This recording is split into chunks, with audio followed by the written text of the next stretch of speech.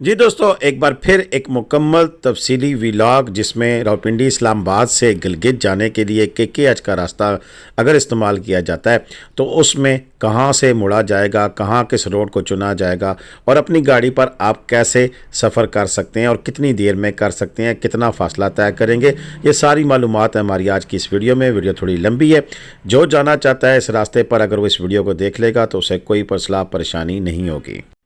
अस्सलामु अलैकुम वरहमतुल्लाहि वबरकातुहू। अल्लाहुम्मा सल्लि अला मुहम्मदिन व अला आले मुहम्मद कमा सल्लैता अला इब्राहीम व अला आले इब्राहीम इन्नका हमीदुम मजीद।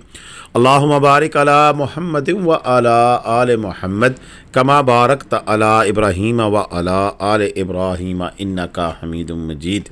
लातदाद दुरूद सलाम मेरे और आपके प्यारे तसुने तमन्नों आका हज़रत मोहम्मद मुस्तफ़ा सल्लल्लाहु अलैहि वालैहि वसल्लम पर, आपकी आल पर और आपके असहाब पर।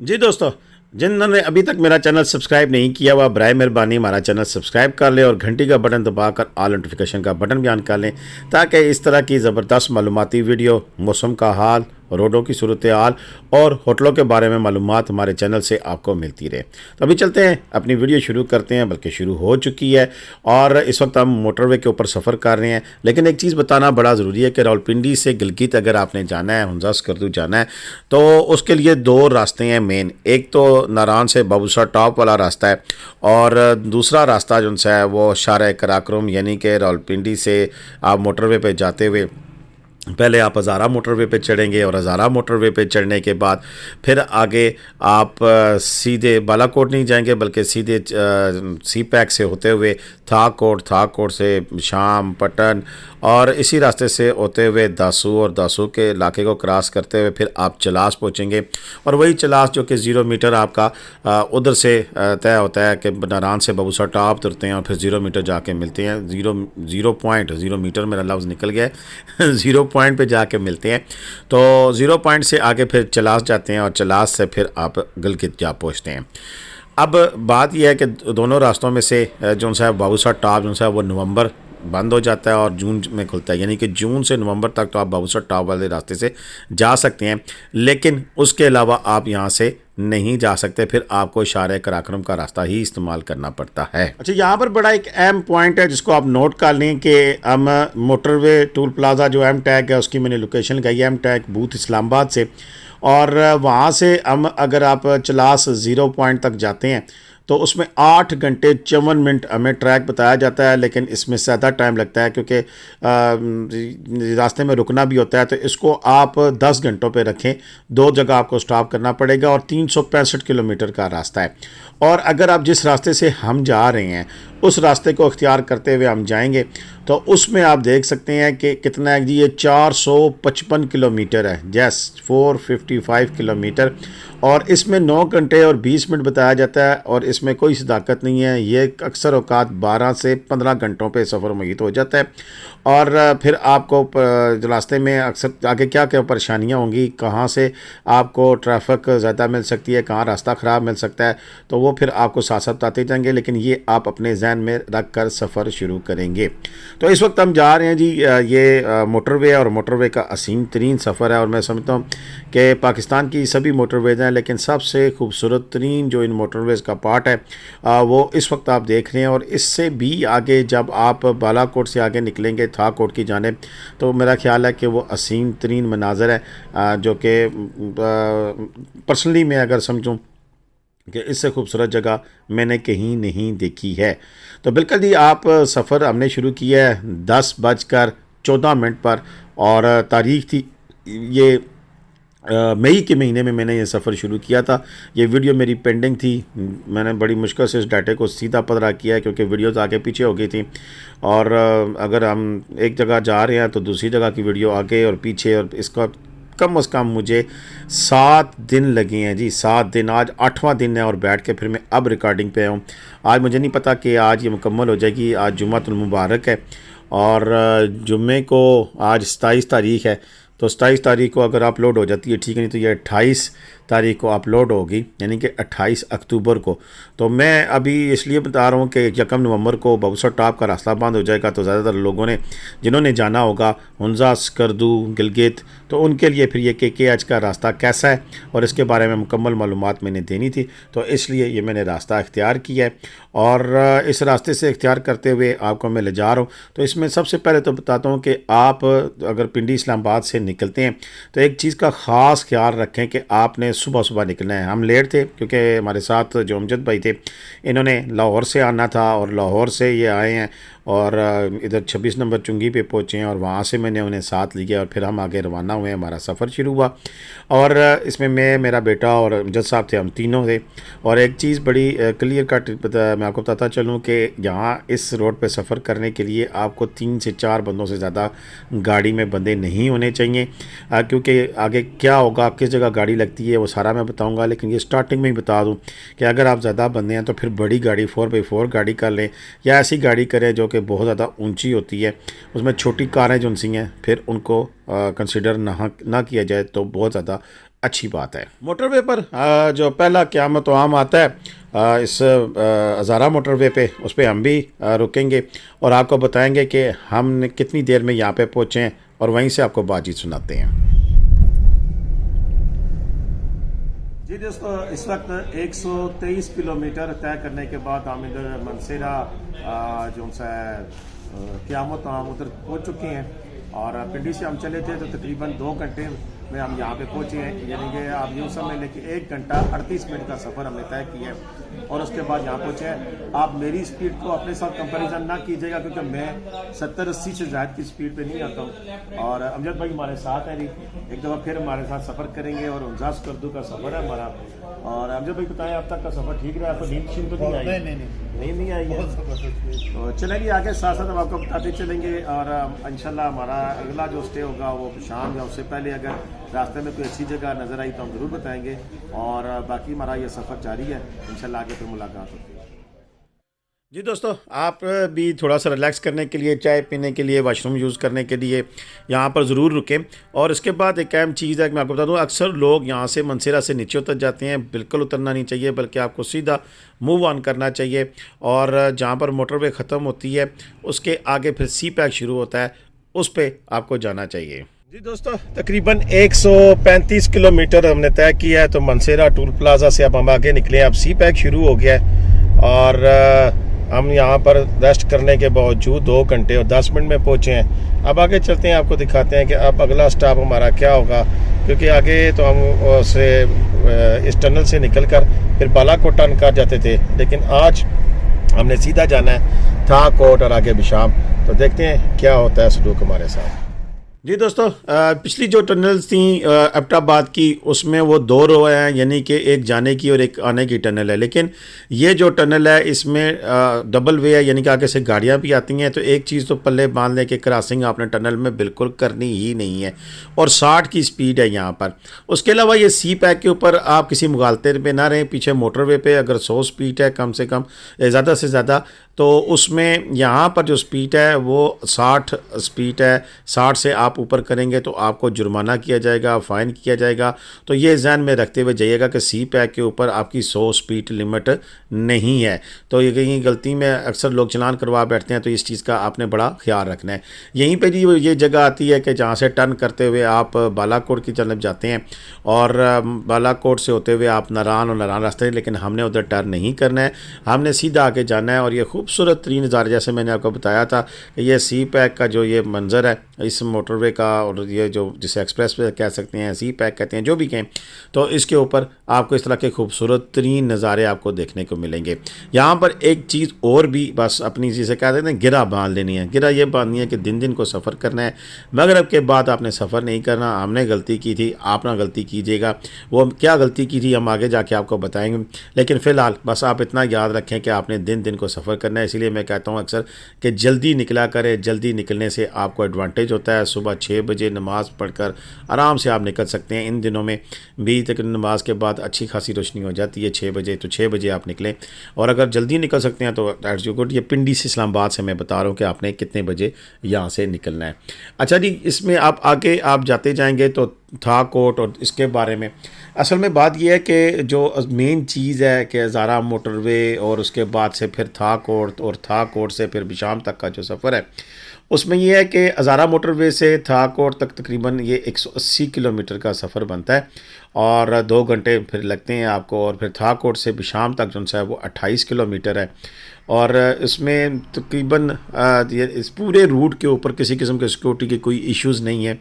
रोड की बात करें तो बेहतर है, कोई बहुत ज़्यादा ख़राब शाम तक जो सी रोड है वो गुजारे लायक है, उसमें कोई ज़्यादा मसले मसाइल नहीं है।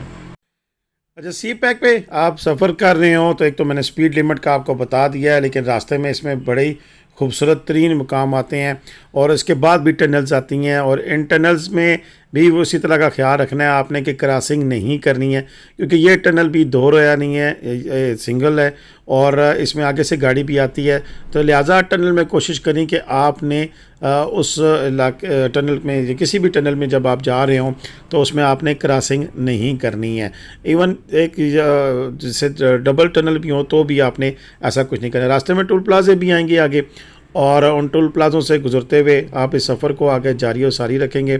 और इसमें फिर दोबारा मैं वो आपको रिपीट करता चलूँ कि कुछ चीज़ें ऐसी हैं कि जिनमें आपने एहतियाती तदाबीर जो इख्तियार करनी है। एक तो स्पीड लिमिट का ख़ास ख्याल रखना है, दूसरा क्रॉसिंग करते वक्त चूँकि हम नॉर्मल ड्राइविंग के आयल होते हैं तो यहाँ मैंने देखा है कि जहाँ के जो मुकामी ड्राइवर हैं वो थोड़ी सी रश ड्राइविंग करते हैं, तो उनसे बचते हुए आपने उनकी तकलीद नहीं करनी है, जबकि आपने जो SOPs हैं उनको फॉलो करना है। यहाँ पर आप देख सकते हैं कि रास्ते में बड़ी खूबसूरत गांव आते हैं। थाकोट से आगे आल है और शंक्यारी और ये सारे यानी कि एक से एक जो इलाका है यहाँ पर उसकी खूबसूरती अपनी है। मैंने तो स्पेशली यहाँ पर काफ़ी ज़्यादा गाड़ी आहिस्ता कर ली थी क्योंकि मैं इंजॉय करना चाहता था इस तमाम रास्ते को। और स्पेशली ये जो रास्ता है इसमें आपकी जो बेल्ट है जिसमें शंक्यारी के बाद आल है और इसमें और काफ़ी सारे ऐसी जगह है कि जहाँ से फिर आप गुज़रते हैं तो उसमें आपको ये कुदरत के खूबसूरत और हसीन तरीन नज़ारे देखने को मिलते हैं। तो कोशिश करें कि आप भी यहाँ पर इन नज़ारों को एंजॉय। जगह जगह आपको देखें 60 की स्पीड का टैग नज़र आएगा, तो इस चीज़ को मद्देनज़र रखना है कि आपने 60 की स्पीड के जो कुलिये को आपने बिल्कुल भी नहीं छोड़ना और इसी कुलिये से आपने सफ़र आगे जारी और सारी रखना है। चलिए जी, हमारा सफ़र जारी है और अब 1:11 पे हम कुजा बर्डा जो कि यहाँ पर क़यामत आम है उसके करीब पहुँच चुके हैं। टूल प्लाज़ा पे करेंगे, साथ ही क़यामत आम है, आप यहाँ पर रुक सकते हैं, वाशरूम वगैरह यूज़ कर सकते हैं, खाने पीने की जो चीज़ आपको चाहिए वो भी यहाँ पर मुयसर है, मिल सकती है। पेट्रोल आपको डलवाना है मिल सकता है, लेकिन हमने पेट्रोल चिलास में डलवाया था, होंडा सिटी कार थी, पिंडी से फुल कराया था और हमारा पेट्रोल अभी चल रहा था और हमने आगे जाके वहाँ से चिलास से फिल कराया था। कितने का फिल कराया था वो भी हम आपको बताएंगे। लेकिन अभी ये सफ़र जारी है, लेकिन 2-4 चीज़ें बड़ी हैं। मैं इसमें आप देखें कि एकदम से ये सामने ट्रक मुड़ रहा है, तो अगर आप स्पीड ज़्यादा होगी तो यहाँ पर जगह जगह क्रॉसिंग है, तो इसलिए उन्होंने स्पीड 60 रखी हुई है। और इसके साथ ही हम पिछोड़ा पहुँच चुके हैं और पिछोड़ा के करीब ये जो स्पेसिफिक एरिया है ये थोड़ा सा ख़राब था। उम्मीद है कि अब ठीक हो चुका होगा, लेकिन ये उस वक्त ख़राब था, तो अगर अभी भी ख़राब हो तो मैं कुछ नहीं कह सकता, लेकिन वो ठीक कर रहे थे। उम्मीद है कि अभी यहाँ पर आपको किसी किस्म की अड़ल और परेशानी का सामना नहीं करना पड़ेगा। और याद रखें कि हमारे जितने भी दोस्त भी सफ़र कर रहे हैं तो इस तरह की कोई जो चीज़ आपको नज़र आती है रास्ते में जाते हुए, स्पेशली आगे दासू में टनल बन चुकी है अब, और पता नहीं गुजरने देते हैं नहीं गुजरने देते, लेकिन उसके अलावा यहाँ पर एक और ये जो टनल है इसको अंधेरी टनल भी कहता हूँ मैं, जिसके अंदर कोई लाइट नहीं है, इंतहाई एहतियात की ज़रूरत है और बड़े सुकून के साथ आप यहाँ से गुजरें। और साथ साथ आगे दासू डैम पर भी एक टनल बन चुकी है, रास्ता थोड़ा सा आसान हो चुका है। कितना हुआ है ज़रा प्लीज़ दासू के जो एरिया है जहाँ से जब गुजरेंगे तो उसके बारे में ज़रूर बताइए। ये बटग्राम की चेक पोस्ट है और आप बटग्राम चेक पोस्ट पर पहुँच चुके हैं और यहाँ पर बटग्राम चेक पोस्ट से आगे ये सारा बटग्राम का इलाका शुरू हो जाता है और इंतहाई खूबसूरत मनाज़र आपको देखने को मिलते हैं। यहाँ पर भी जगह जगह आपको पेट्रोल पम्प नज़र आते हैं, किसी किस्म का इशू नहीं है। ये रोड ठीक ही है, बस गुजारा है। यहाँ पर छोटा सा शहर भी है जहाँ पर आपको खाने पीने की हर किस्म की चीज़ मिल जाती है।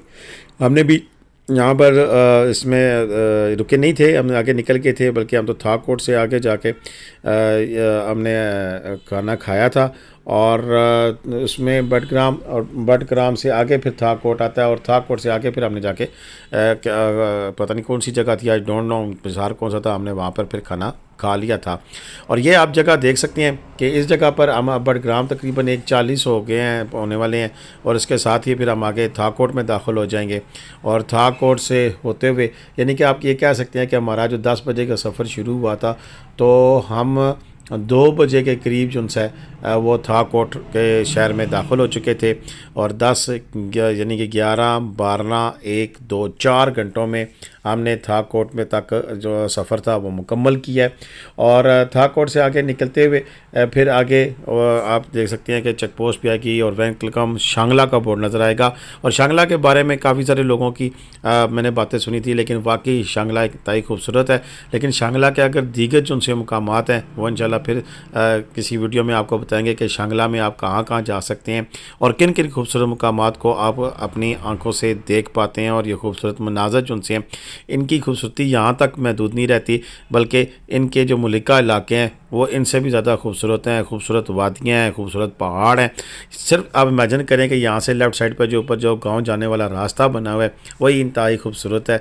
दरख्तों के बीच में एक पगडंडी, और उस पगडंडी पर अगर आप जा रहे हो तो कितना ही खूबसूरत मनाज़र आपको देखने को मिलते हैं। यहाँ से आगे फिर ये मैरा शुरू हो जाता है, और मैरा नाम की जगह है ये, मायरा या मैरा जो भी आप प्रोनाउंस कर सकते हैं। यहाँ पर रोड आपको थोड़ी सी हिप हॉप नज़र आएगी, थोड़े बहुत पैचेज़ हैं। उम्मीद है कि ये जब आप वीडियो देख रहे हो तो इसमें पैचेज़ कम हो गए हों, लेकिन मुझे नहीं लगता कि इसका सच कोई डेवलपमेंट हुई हो इस इलाके में कि ये पैचेज़ जो उनसे आपको वो फिर कम नज़र आएँ।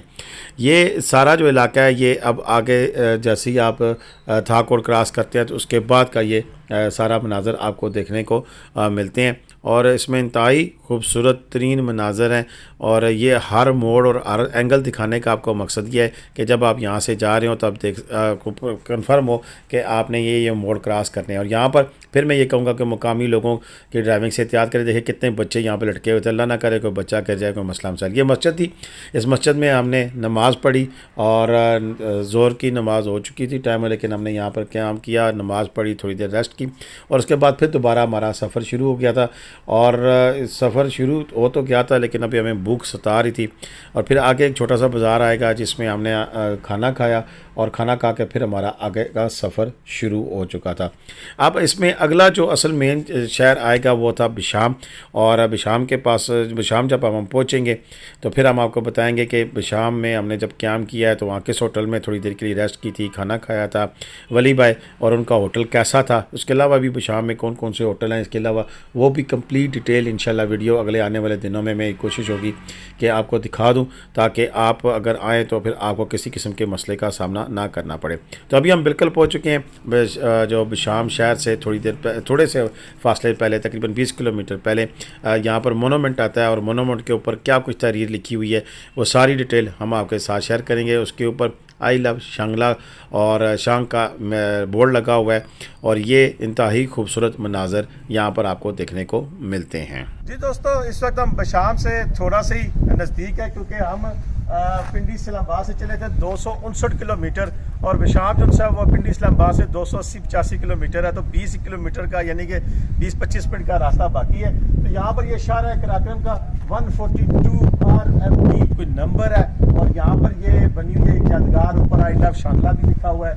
तो यहाँ से अगर हम बताते चले, आपको थोड़ी सी डिटेल बाकी लिखी हुई तो आप पढ़ के देख रहे होंगे कि पिंडी इस्लामाबाद से 259, एबटाबाद से 141, हसनदाद से 215, शावर से 334, लाहौर से 536, कोयटा से 1735, और कराची सिंध से 1825। इसी तरह अगर हम आगे इधर से जाएंगे तो मंगोरा स्वात, क्योंकि यहाँ से या बिशाम से सीधा मंगोरा रास्ता जाता है, तो वो 101 किलोमीटर है। गिलगित जाएंगे 360 है, स्कर्दू 523, अलियाबाद 459, पंजाब 625, काशगढ़ 975, चीन 5425 किलोमीटर है। और ये जनाब शहर कराक्रम बनी शुरू हुई तामीर 1958 में, मुकम्मल हुई 1978 में, यानी कि मेरी पैदाइश के 1 साल बाद, यानी कि जब मैं 1 साल का था तो ये शहर बन चुकी थी, तब तो मैं आ नहीं सका था। लेकिन आज मैं इस रोड पे आ रहा हूँ, मैं बड़ा एक्साइटेड हूँ कि पहली दफ़ा हम इस रोड पे आ रहे हैं और हज़ार स्कर्दू की जानिब जा रहे हैं। इंशाल्लाह आगे की भी डिटेल आपको भेजते रहेंगे। अब तक के लिए इतना ही। जी दोस्तों, आपने यहाँ पर मेरी बात सुनी और इसी मोनूमेंट के साथ एक होटल भी है। अक्सर लोग यहाँ पर आकर क्या करते हैं, दिन का खाना खाते हैं, लेकिन हमने दिन का खाना यहाँ पर नहीं खाया था, बल्कि हम बिशाम शहर में जा पहुँचे थे और बिशाम शहर में जाकर हमने खाना खाया था। अब यहाँ पर चीज़ बड़ी अहम है कि ये सारा जो हम क्रॉसिंग कर रहे हैं, शाग है आगे, उसमें अलपुरी गांव का नाम है या इस किस्म की जगह है। फिर उसके बाद बिशाम शहर शुरू हो जाता है।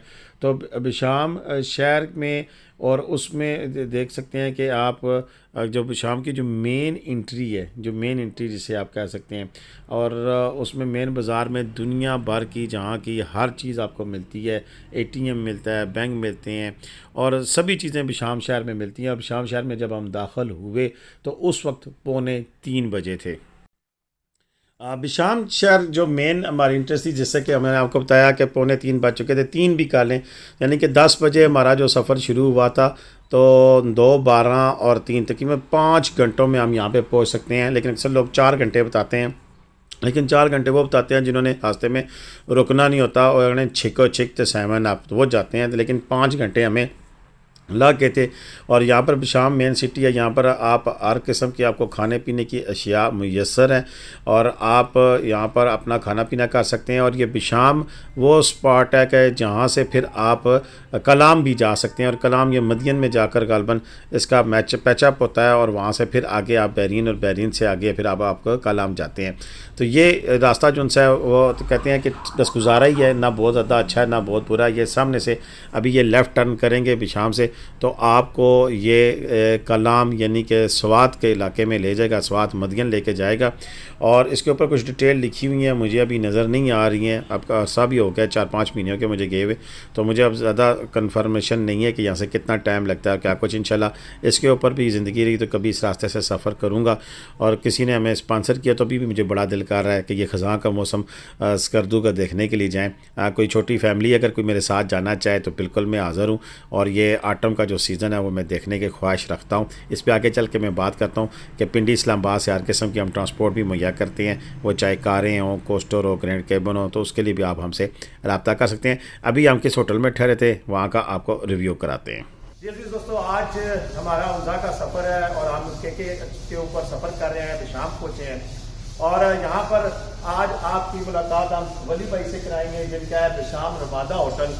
और इसके बारे में मैं बताता चलूँ, बाकी तफसीलात तो बाद में बात करेंगे। एक तो ये है कि जैसे ही आप पिंडी वाली साइड से आते हैं तो बिशाम का बाजार जो है वो क्रॉस करते हैं, ब्रिज या क्रॉस करते साथ ही राइट साइड पे ये होटल आता है। तो अब हम वली भाई से ज़रा बातचीत करेंगे। अस्सलाम वालेकुम सर। अच्छा, ये बताएं कि आपका ये जो होटल है इसमें कुल कितने रूम्स है सर? 30 रूम है। तो इसके अलावा रेस्टोरेंट भी आपके पास? तो ये आपका ये सारा सीजन पूरा खुला रहता है, सारा साल ओपन है? अच्छा, मुझे ये बताएं कि आजकल क्या हालात वाक़यात हैं? मई की आज 10 तारीख होने वाली है, तकरीबन पहला अशरा गुजर है, तो इसमें क्या हालात है? टूरिस्ट का अच्छा रुझान है? रोज़ फुल होता है। तो आगे लोग जो उमरा स्कर्दू जाने वाले लोग हैं उनमें एक दफ़ा लोग कह रहे थे महंगाई है, टूरिस्ट कम हो गया, आपका क्या कहना है? सही चल रहा है, सही चल रहा है। ईद के बाद सही चल रहा है। रमजान में थोड़ा ज्यादा काम आदमी क्या क्या सर्विसेज देते हैं आपको यहाँ पर? रूम में कौन कौन किस किस्म के रूम है आपके पास? हमारे पास स्टैंडर्ड रूम है, ठीक है, और स्वीट रूम है, और इस तरह फैमिली रूम है।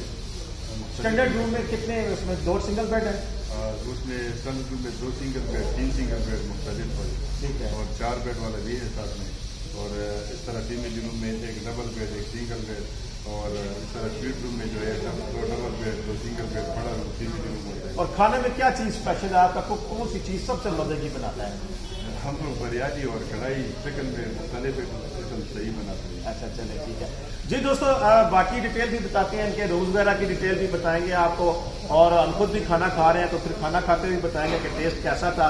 इंशाल्लाह मेरा व्हाट्सएप नंबर स्क्रीन पे चल रहा होगा। किसी भी दोस्त ने भी शार कराकरा पे आते हुए आगे उमजा की जानिब जाना है, और मेरा तो आपको ये मशवरा होगा कि अगर आपको शाम पड़ जाती है तो यहाँ से हमें बता रहे हैं कि 4 घंटे का रास्ता है, 4 से 4.5 घंटे का, 4 से 5 घंटे का।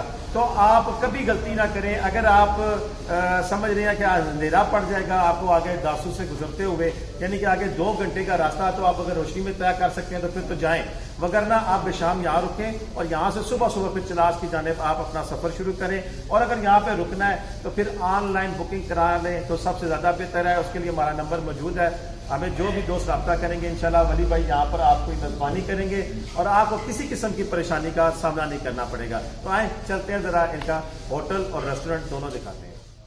जी दोस्तों, आपने बातचीत सुनी और 2-3 की वीडियो हमारी मिस हो गई हैं, खाने वाली भी है, और बड़ा ज़बरदस्त उन्होंने पुरतेश किस्म का हमें खाना खिलाया, हमारी मेज़बानी की, और बहुत मुनासिब से पैसे लिए उन्होंने।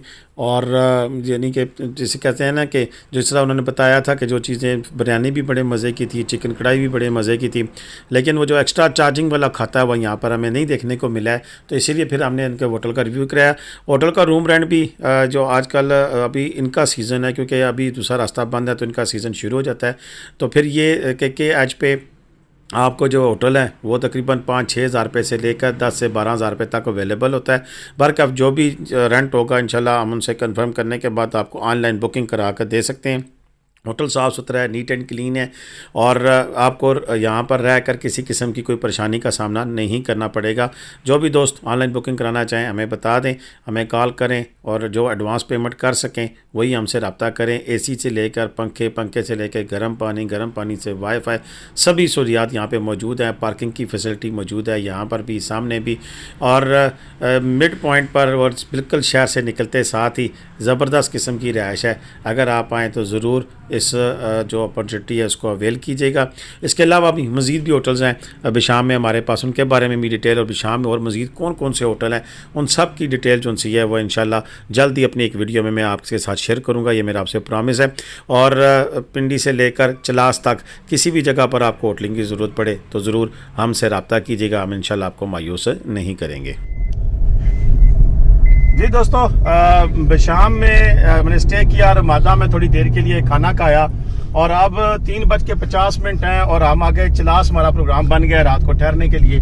तो बस दुआ करेंगे अल्लाह ताला खैर खैरियत से हमें रास्ते के जो 1-2 पैचेस हैं वहाँ से गुजारे, इंशाल्लाह आपके साथ अटैच रहेंगे। और अब तक हमने 250 किलोमीटर सफ़र किया है पिंडी टूल प्लाजे से, और दिन को 10 बजे हम वहाँ से चले थे, और इस वक्त 3:50 हैं। रास्ते में हमने एक जगह नमाज पढ़ी और एक जगह उस यादगार के पास रुके थे, और फिर यहाँ पे खाना खाने के लिए रुके, और अब हमारा आगे का सफ़र शुरू हो गया। जी दोस्तों, यही वो गलती है जो हमने कर ली, जो कि आपको नहीं करनी चाहिए थी। मेरे साथ जो अमजद भाई थे उन्होंने बस कहा कि नहीं चलते हैं आगे, तो बस मैंने उनकी बात मान ली है, और उनकी बात मानते हुए यही हमें नुकसान हुआ। अगर हम वहाँ पर शाम क़याम कर लेते तो ज़बरदस्त हो जाता। बहरकफ जो गुज़र गया सो गुज़र गया। आपके लिए मैं यही तंबीह करूँगा कि प्लीज़ अगर तो आपको 2 बजे तक आप पहुँच जाते हैं तो फिर तो ज़रूर आप रिस्क लें, लेकिन 4 बजे भी रिस्क लेना की ज़रूरत नहीं है। आगे हमारे साथ हुआ क्या हम आपको बताएंगे कि किस तरह हम रात को चलास पहुँचे और रास्ते में क्या कुछ हमने देखा, सुना और हुआ, वो सारी डिटेल असल आपको दिखाने वाली हैं कि जो असल जो मरहला है वो बिशाम के बाद शुरू होता है, और बिशाम के बाद फिर आपका इम्तिहान शुरू होता है, जहाँ पर इंतहाई खूबसूरत मनाज़र देखते हैं। ऐसे आपको लगता है कि जैसे पहाड़ बिल्कुल आपके पास आ चुके हैं, या आप पहाड़ों के, यानी कि जैसे कह सकते हैं ना कि पहाड़ों के ऊपर जा पहुँचे हैं। तो ऐसी सिचुएशन है। रास्ते में पानी की क्रॉसिंग है, इस तरह की आपको पैचेस भी नज़र आएंगे, और साथ साथ बिशाम के बाद फिर खूबसूरत आबशारों का मंज़र आपको देखने को मिल जाता है। खूबसूरत इलाके, खूबसूरत आबशारें, और ये सारा जो पोर्शन है वो इंतहाई खूबसूरत और इंतहाई जिसे कह सकते हैं कि दिल फरेब मनाज़र पर मुश्तमिल है। और ये बिशाम से पटन का जो सफ़र है तकरीबन 38 किलोमीटर, 1.5 से 2 घंटे लगते हैं। इंतहाई एहतियात करनी है, क्योंकि इसमें अचानक से मोड़, अचानक से ऐसी चीज़ सामने आ जाती है कि जिसको आपको वहम गुमान में भी कुछ नहीं होता है। तो ऐसी सूरत में फिर आपको चाहिए कि आप इंतहाई एहतियात से सफ़र करें, क्योंकि बिशाम से पटन का जो रास्ता है, और ये हमने भी तय किया और इंतहाई आराम से सफ़र करते हुए तय किया।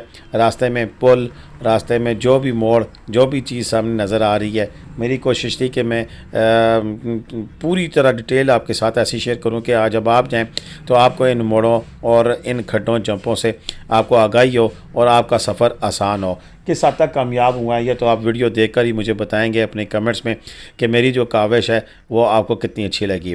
तो बिल्कुल ही आके आपको बताते चलें कि पटन से दासू तक भी तकरीबन आपको 1.5 घंटे का टाइम लग जाता है, और यूँ दासू से फिर चिलास जो है वो फिर एक इम्तिहान का सफ़र है, उसमें क्या कुछ होता है वो भी सारा कुछ आपको बताएंगे।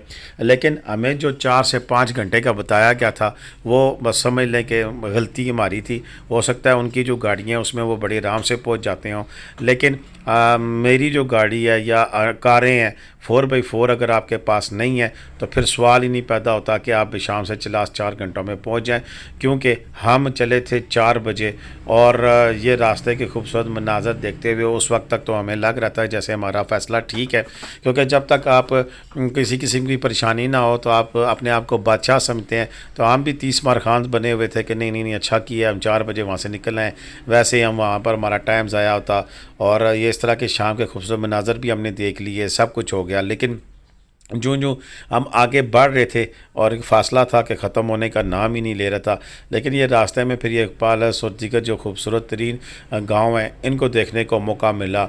और रब ताला की शान कि हमने सुभान अल्लाह कहा कि अल्लाह ताला ने कितनी कितनी खूबसूरत के खत्ते बनाए हैं, पाकिस्तान में कितनी खूबसूरत जगह बनाई हैं। तो ये रास्ते देखते हुए हमारा सफ़र जारी और सारी था, और आप भी जब जाएंगे तो ये ज़रूर खूबसूरत मुकाम देखिएगा। लेकिन ख़ुसूसी तौर पर सुनने में आया कि जुलाई अगस्त में इंतहाई ग्रीन और इस मौसम में आटम के सीज़न में यहाँ के नज़ारे इंतहाई दिलफरेब होते हैं। मेरी तो शदीद ख्वाहिश है, जैसे कह सकते हैं कि एक ख्वाब है कि काश मैं भी इन दिनों में यहाँ पर जा सकूँ। बिल्कुल दोबारा रिपीट कर रहा हूँ, अगर कोई छोटी फैमिली पिंडी इस्लामाबाद से अगर हमें हायर करना चाहती है तो ज़रूर हम उनको लेके जाएंगे। और स्पेशली ये आटम का हुंजा का खूबसूरत सीज़न देखने के लिए कोई बात करता है तो बिल्कुल नेक्स्ट वीक सोमवार के बाद से आज वीडियो लग जाएगी तो 1 नवंबर के बाद नवंबर में किसी वक्त भी आप हमसे रब्ता कर सकते हैं, हम आपको ले जाएंगे। उसके अलावा भी हमारे पास हर किस्म की गाड़ी मौजूद होती है, जिसमें होंडा, करोला, BRV, 7 सीटर नोवा, चैंगवन कारवान और ग्रैंड केबन कोस्टर वगैरह किसी किस्म की भी चीज़ भी ज़रूरत हो तो इंशाल्लाह हमारी खिदमत आपके लिए हाज़िर है। होटल बुकिंग की भी हमने अब सर्विस शुरू की है, इंशाल्लाह आपको बेहतरीन सर्विस बेहतरीन होटल हायर करा कर दे सकते हैं। अच्छा, ये यहाँ पर देख लें कि यहाँ पर हम कोस्तान दासू पहुँचने वाले हैं और पटन से हम निकल आए हैं। तो आप देख सकते हैं कि आप दाएं बाएं आपको छोटे छोटे गांव नज़र आते हैं, छोटे छोटे इलाके आते हैं नज़र आते हैं।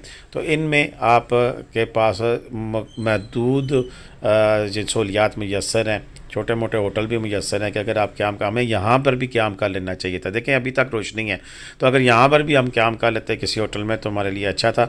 लेकिन बात वही है कि मगरब से पहले पहले तक जहाँ तक नियरेस्ट कोई पॉइंट है तो आप शाम के बाद भी अगर आप आएँ तो यहाँ पर दासू के करीब जो छोटे मोटे होटल हैं उनमें क़याम कर सकते हैं। लेकिन दासू में ज़रा अच्छी रिहायश शाम में आपके पास अच्छी रिहायशें मिल सकती हैं, तो वहाँ पर प्रेफर करें कि आप शाम में रुक जाएँ बजाय इसके कि आप आगे आएँ और यहाँ पर किसी जगह पर आप क़याम करें। असल जो इम्तिहान है वो अब आपका शुरू होगा कि जैसे ही दासू में आप इंटर होते हैं, कोस्तान में इंटर होते हैं और फिर यहाँ से जब आपका सफ़र आगे शुरू होता है तो वो फिर बिल्कुल आपके एक दफ़ा 14 तबक रोशन कर देता है, क्योंकि ये तो छोटी मोटी अडल नज़र आ रही है, मिट्टी शिट्टी पड़ी हुई है, काम हो रहा है, ये तो शायद हो चुका हो।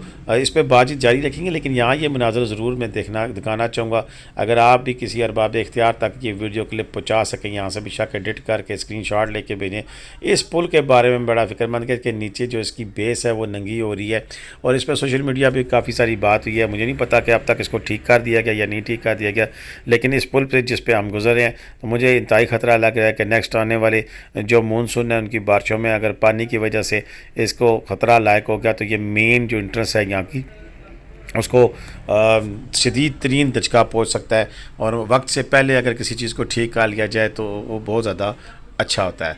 तो चले जी, अभी हमारा ये सफ़र आगे जारी है, आगे मज़ीद अब शारें आपको नज़र आएंगी और इसीलिए मैं कहता हूँ कि दिन दिन को सफ़र करें ताकि आप इन खूबसूरत तरीन नज़ारों को ना सिर्फ इंजॉय कर सकें बल्कि कुदरत के इस हसीन शाहकार को अपने कैमरे की आँख में भी आप उसमें उसको सेव कर लें, बल्कि अपनी आंखों से भी जो नज़ारे आप देखें अब रोड के ऊपर इतनी खूबसूरत जो आबशार गिर रही है तो इसका कितना ही खूबसूरत नज़ारा है। और ये हर रंग इसका अपना है, यानी कि जब हम गए थे उस वक्त इसका रंग अपना है, आजकल ख़ज़ां के मौसम में इसका रंग अपना है, बहार के मौसम में इसका रंग अपना है।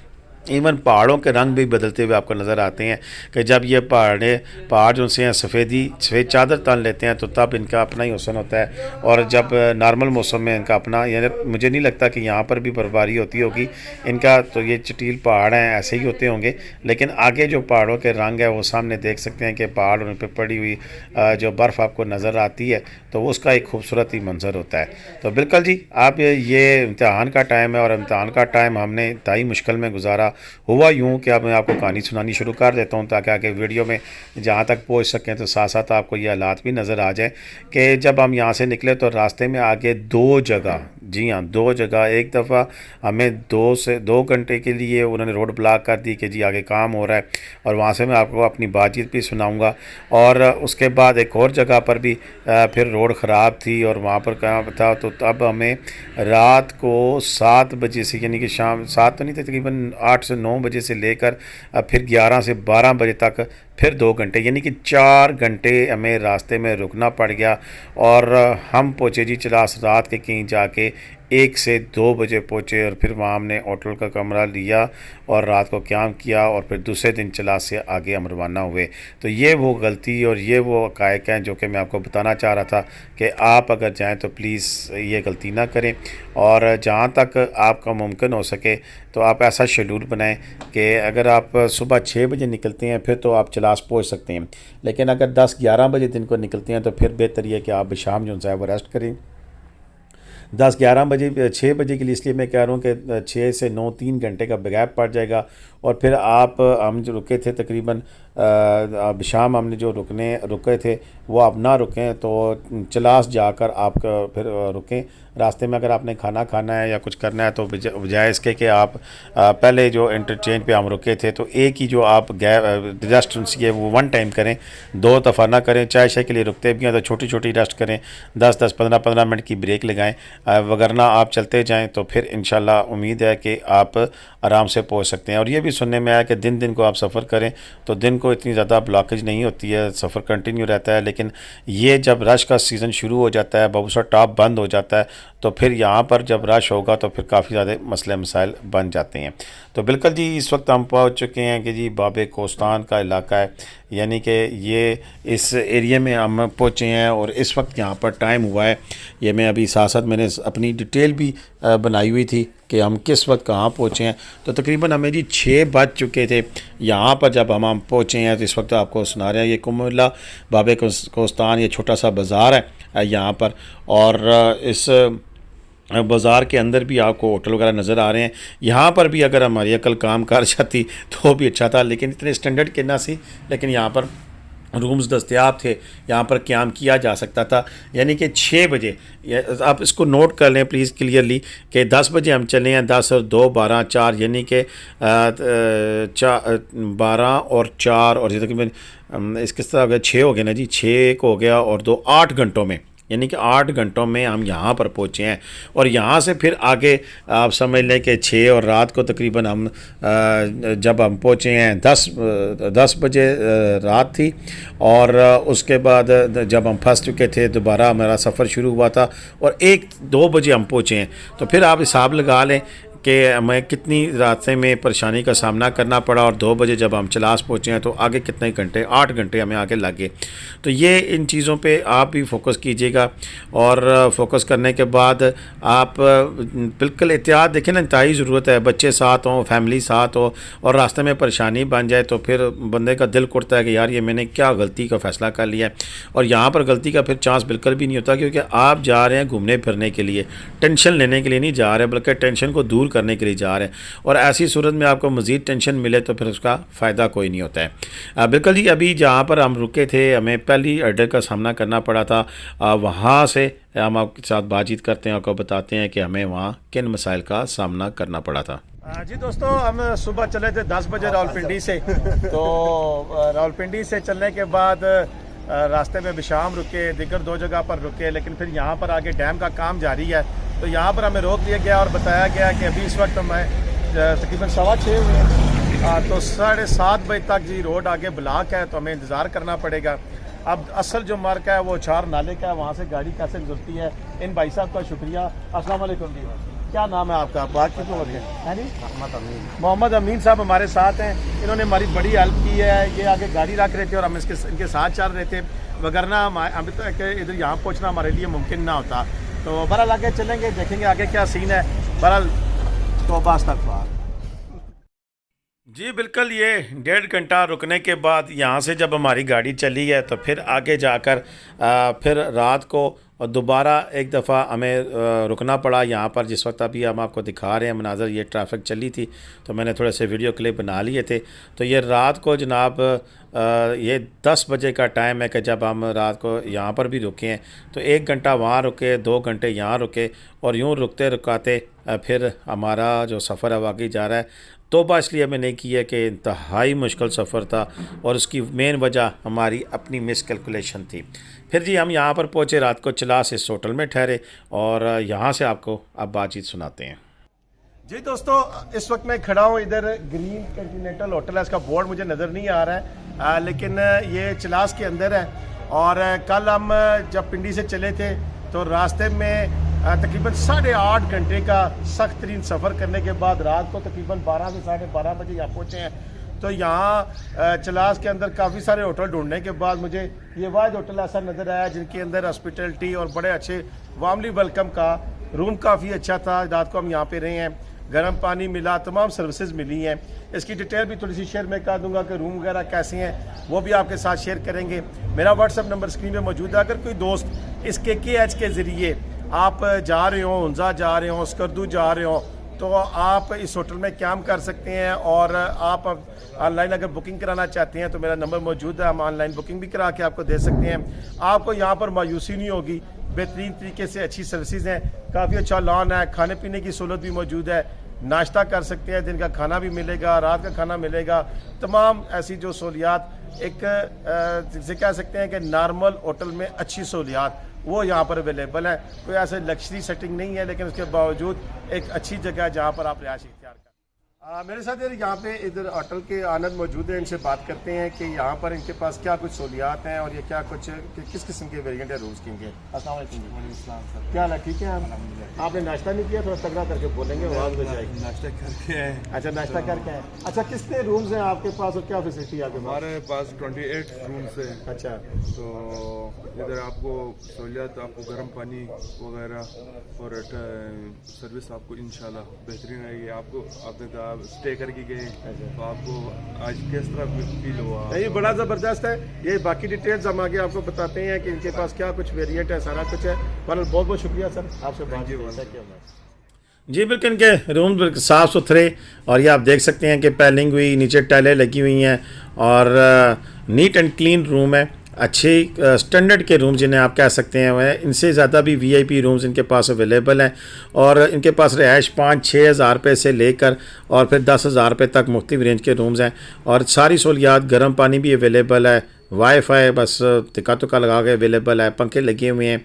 AC नहीं मैंने देखे, लेकिन कह रहे हैं कि AC वाले भी रूम्स इनके पास हैं क्योंकि चिलास में अच्छी खासी गर्मी भी होती है। तो अभी चलते हैं, हमारा सफ़र आगे कैसे आगे चला, आगे हम तत्ता पानी से गुजरे, गिलगित किस वक्त पहुँचे आए, इसके बारे में आपको बताते हैं। जी दोस्तों, रात को चिलास में हमने कैंप किया और कैंप करने के बाद सुबह सुबह हम निकले। ये पहले जो हमने पिक्चर दिखाई है आपको, ये 0 पॉइंट चिलास की है।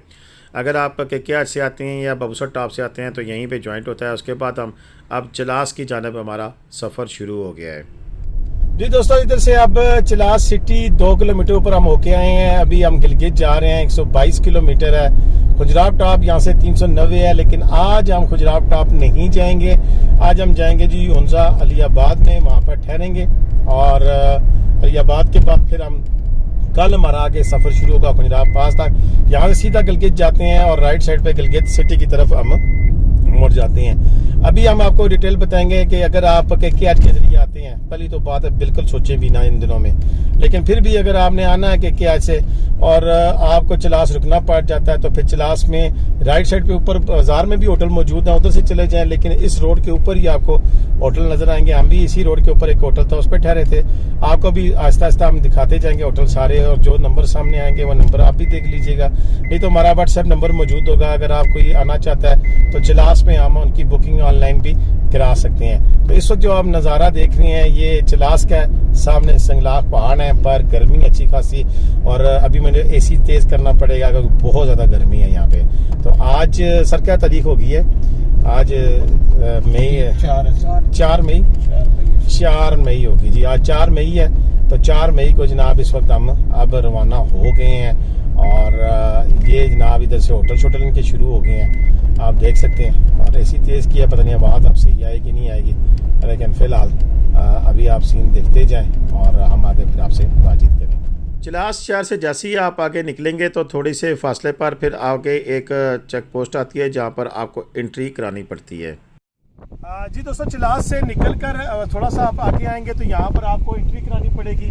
आप अपना ID कार्ड नंबर और अपना मकसद बताएंगे आने का, और एंट्री कराने के बाद फिर आगे आप हुंजा की जानिब चलेंगे। तो ये शॉर्ट सा क्लिप था, इंशाल्लाह आगे चले फिर आपको साथ बताते चले कि हमने कहाँ जाना और क्या क्या करना है।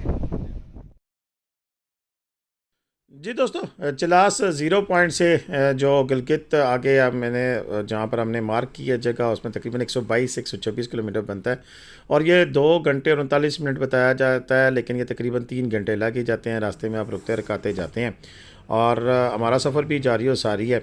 चलास निकलते साथ ही तो कोई मसला नहीं है, लेकिन जैसे जैसे आप आगे जाते जाएंगे तो फिर आपकी इम्तहान जो सा वो शुरू हो जाता है। इसमें रास्ते में एक जो मेन पॉइंट आता है वो तत्ता पानी का इलाका है, और जो काफ़ी यानी कि जब से ये KKR बनी है उसमें प्रॉब्लम्स आती रहते हैं। ये वो तत्ता पानी का मुकाम है कि जिसके ऊपर ज़रा सा बारिश का कतरा भी पड़े तो यहाँ से लैंड स्लाइडिंग शुरू हो जाती है, जिसकी मेन वजह यहाँ के केमिकल रिएक्शन है, यानी कि पानी के साथ ही केमिकल रिएक्शन शुरू हो जाता है, और फिर यूँ जहाँ से भी पानी बहता है आप देख सकते हैं कि वहाँ पर केमिकल रिएक्शन से कितना ज़्यादा धुआं है। ये गालबन जिस तरह चूने के पहाड़ होते हैं इस तरह की कोई धात है जिसमें यहाँ पर ये इस किस्म की तबाहकारियाँ जो सी हैं वो सारा साल जारी रहती हैं।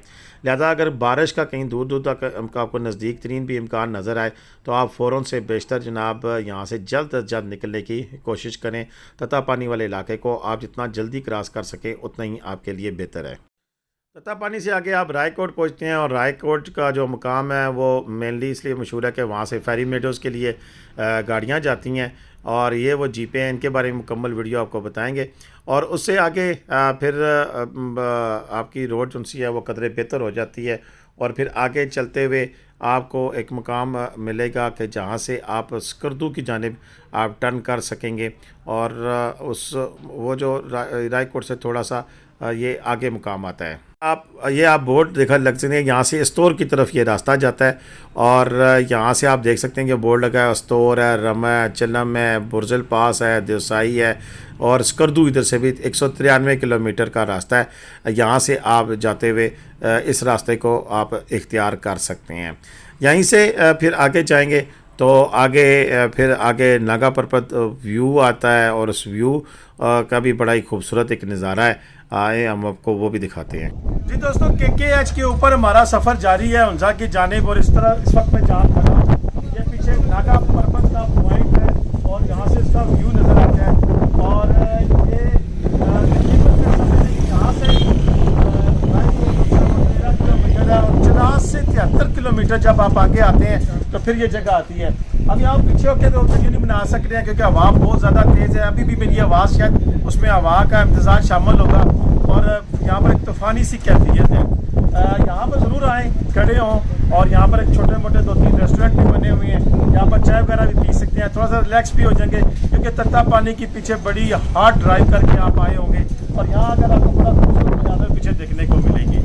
तो चलेंगे आगे, आप हुंजा की जानिब सफ़र हमारा जारी है, आगे आगे दिखाते हैं आपको मज़ीद क्या। नागा पर्वत व्यू के बाद हम निकले हैं, और यहाँ पर टूल प्लाजा है, और टूल प्लाजा के जैसे ही आप बाहर निकलते हैं तो एक खूबसूरत तरीन मंजर मुझे नज़र आया।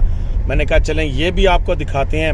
और इस वक्त बज चुके हैं 1:17। 537 किलोमीटर हम सफ़र तय कर रहे हैं। चिलास से 74 किलोमीटर हम सफ़र तय करके आए हैं। और ये साथ साथ डिटेल इसलिए बता रहा हूँ कि आपके जहन में हो कि कितने किलोमीटर के बाद यहाँ पर ये PSO का पंप है। जिन दोस्तों ने चिलास से टैंक फुल नहीं कराया वो यहाँ से भी पेट्रोल ले सकते हैं। आगे भी गिलगित आ जाएगा, जगह जगह पेट्रोल आपको अवेलेबल है, पेट्रोल का कोई इशू नहीं है यहाँ पे। तो बिल्कुल ये व्यू आप देखें और एंजॉय करें जी। काफ़ी देर के बाद हमें ये आबादी नज़र आई है और कुछ ग्रीनरी भी नज़र आई है। यह मैंने कहा आपके सामने आपको शेयर कर दूं। और बड़ा ही खूबसूरत छोटा सा पैच है इसी KKH के ऊपर। आबादी का नाम तो मुझे नहीं पता क्या है क्या नहीं। जी दोस्तों, इस रास्ते में जगलोट और ये सारे जो इलाके हैं वो मैंने डिटेल के साथ आके वीडियो बनाई हुई है। चिलास से लेकर अलियाबाद उंजा तक की आप वो वीडियो भी देख सकते हैं। ये कुछ क्लिपिंग मैंने वहाँ से ऐड की थी, चले गिलगित तक आपको पहुँचा दे। रास्ते में जगलोट आता है और जगलोट से आप स्कर्दू की जानिब जो सफ़र करते हैं वो भी मैंने दिखाया हुआ है कि 3 घंटे का रास्ता है। और इसी तरह अगर आप गिलगित से आगे जाते हैं अलियाबाद उंजा तक जाते हैं तो वो कितने बजे तक पहुँचते हैं उसकी भी पूरी वीडियो मौजूद है। और वो एक ही ये प्ले लिस्ट है जिसमें उंजा स्कर्दू 2023 के नाम से, उस पर आप क्लिक करें तो सारी वीडियोज़ उसमें पड़ी हुई मिलेंगी। ये आगे एक 3 जो पहाड़ी सिलसिले मिलते हैं, ये वो एक मेन पॉइंट है। यहाँ पर मोनूमेंट बना हुआ है, लोग रुकते हैं, तस्वीर बनाते हैं और खूबसूरत इस इलाके को एंजॉय करते हैं। यहाँ पर लोग खड़े होते हैं जो आपको यहाँ की हिस्ट्री भी बताते हैं। ये सामने रोड जा रही है कि आज यहीं से गुजर के अभी आपने जाना है आगे गिलगित। तकरीबन चिलास से आप जो सा है वो 122 किलोमीटर का रास्ता 2.5 घंटे में 3 घंटे में तय कर लेते हैं। और गिलगित पहुंचने के बाद जो लोग क्याम करना चाहते हैं वहाँ पर यहाँ पर क्याम कर सकते हैं। हमने आगे अलियाबाद उंजा पहुंचना था तो हम आगे चले गए और हम वहाँ पर रास्ते में तकरीबन शाम को तकरीबन 4 से 5 बजे पहुँच गए थे बआसानी। यानी कि अगर आप चिलास से चलते हैं तो शाम को हुंजा या स्कर्दू आराम से पहुँच सकते हैं। कोई किसी किस्म का प्रॉब्लम नहीं है। आप गिलगित ना भी रुकें तो कोई परेशानी की बात नहीं है। बहरकैफ जी, हमारा जो सफ़र था इंतहाई यादगार था। और एक दफ़ा फिर मैं कहूँगा, शदीद ख्वाहिश है कि ख़ज़ां के महीने में कोई ऐसा कपल या छोटी फैमिली हमें मिले तो हम उन्हें लेके जाएं और हुंजा और स्कर्दू की सैर कराएं। और इस सारी सैर में हम इंशाल्लाह आप को बेहतरीन जो व्यू है वो दिखाने की कोशिश भी करेंगे। तो आज की वीडियो मेरी इतनी थी। आप मुझे इजाज़त दें। आप कैसी लगी वीडियो इसके बारे में अपनी राय से ज़रूर आगाह कीजिएगा। कमेंट्स करना, लाइक करना, शेयर करना बिल्कुल भी मत भूलिएगा। वीडियो लंबी ज़रूर है लेकिन मैंने हर एंगल से इसको कवर करने की कोशिश की है और मुझे उम्मीद है कि आपको ये पसंद आएगी वीडियो। अगर मज़ीद कोई सवालात हैं वो बिल्कुल ज़रूर कमेंट्स में कीजिएगा। व्हाट्सएप नंबर मौजूद है, इस पर कीजिएगा। इंशाल्लाह मैं कोशिश करूँगा कि आपको रिप्लाई जल्द अज जल्द कर सकूँ। तो इसी के साथ पाकिस्तान जिंदाबाद, पाकिस्तान पाइंदाबाद। जीते रहे, खुश रहें, बात रहे, फिर में याद रखिएगा। अल्लाह हाफ़िज़।